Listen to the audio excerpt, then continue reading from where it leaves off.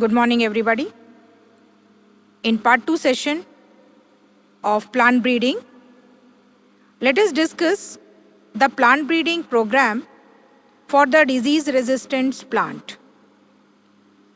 The resistance in plants, we mean to say that the genetic ability of the plant to resist the pathogen attack on the plant. For example, the fungal disease, bacterial and viral disease which create a havoc in the crop field. For example, brown rust of wheat, which is a fungal disease, red rot of sugar cane, late blight of potato. They give a great loss to the farmer. Bacterial disease such as blight of rice, citrus canker, viral disease, tobacco mosaic virus. These viruses or pathogens, they are creating a great loss to the farmer. So now what are the methods of breeding for a disease-resistant plant? There are two techniques. One technique is the conventional breeding technique and second technique is the mutation breeding. In the conventional breeding program, it is carried out in general like plant breeding technique, selection of the germplasm, checking it for the disease-resistant quality, high-yielding capacity, then hybridization of the selected plants, then selection and evaluation of the hybrids, then testing, release of the new plants, and after that, the varieties are released in the market. The crop which are developed varieties, for example, the Himgiri, which are resistant to leaf and sprite rust, then Pusa Swarnim, which is a mustard plant. They are protected by white rust. Cauliflower, Pusa subra, Pusa snowball K1. They are resistant to black rot, curl blight of black rot. Cowpea, Pusa komal. They are disease resistant to bacterial blight. Then chili, Pusa sadabahar. They are protected by chili mosaic virus. So the conventional methods have certain limitations.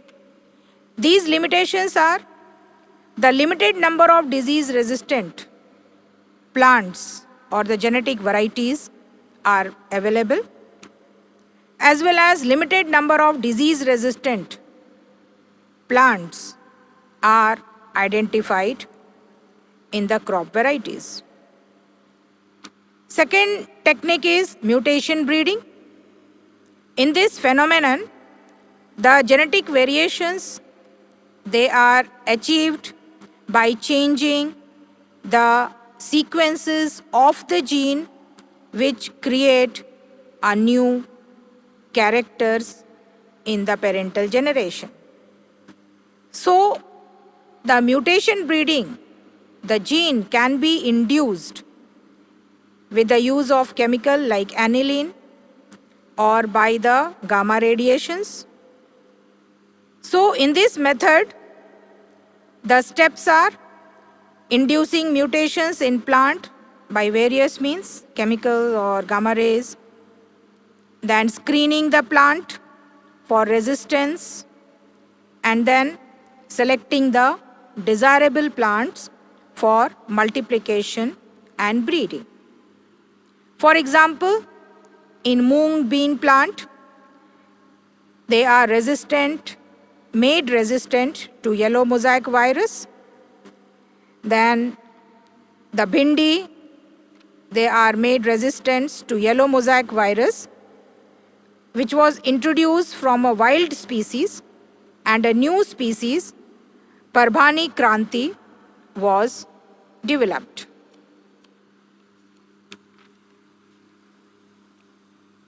Now the plant breeding program is also utilized to develop the pest resistance also.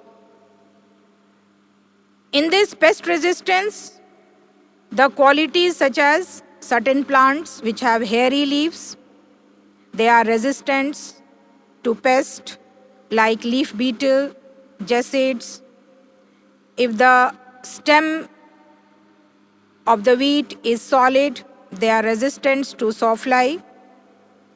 The cotton, if they're smooth leaf, but the absence of nectar, they can be protected by bollworm. In maize, the high content of aspartic acid, but low in nitrogen and sugar content, they protect them from the stem borer insects. In this way, the breeding method, many new varieties have developed from the selected hybridization. For example, mustard, Pusa Gaurav, they are protected by aphids insects. Then beans, Pusa Same 2 and 3, they are protected by jessid, fruit borer, aphids. The Pusa Savni and Pusa A4, the bhindi variety, they are also protected by the shoot and fruit borer. In plant breeding, the plant breeders, they have also thought about to improve the food quality. Because the need for the breeding plants to improve the food quality, because the food, they lack nutritional qualities. Many people, they cannot afford to buy fruits, vegetables, fishes, meat, and they suffer from the nutritional deficiency called hidden hunger. So, to increase the essential micronutrients which are absent in diet, the scientists have thought of biofortification method. In this method, the crops are developed with higher levels of vitamins, minerals, and other kinds of nutritions, which can improve the public health. So the objectives of the biofortification is to increase the protein content, oil content, vitamin, micronutrients, and mineral content in the food. For example, the iron fortified rice has been developed.